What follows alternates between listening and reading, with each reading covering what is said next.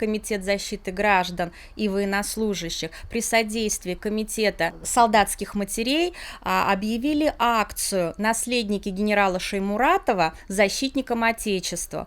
И в рамках этой акции как раз-таки сотрудники БГПУ имени Акмуллы и собрали вот все те посылки, которые находятся сейчас за мной, и от чистого сердца хотят передать их нашим защитникам, которые в них нуждаются. Данная гуманитарная помощь, посылки – это тот груз, который мы хотели бы передать от чистого сердца, от наших добрых рук военнослужащим, которые сейчас защищают рубежи нашей Родины и находятся в таких непростых военных условиях.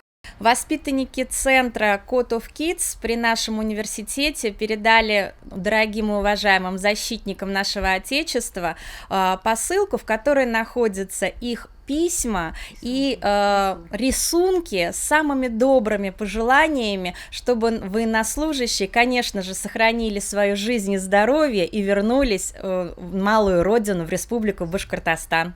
Я решил поддержать нашу армию, наших бойцов, которые сейчас борются доблестно за мирное небо над головой, за мир, за правду.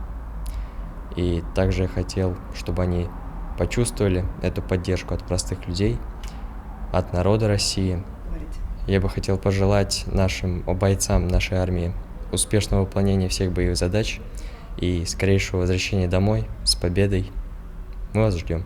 От имени руководства университета хочу поблагодарить студентов и профессорско-преподавательский состав, которые приняли активное участие в данной акции.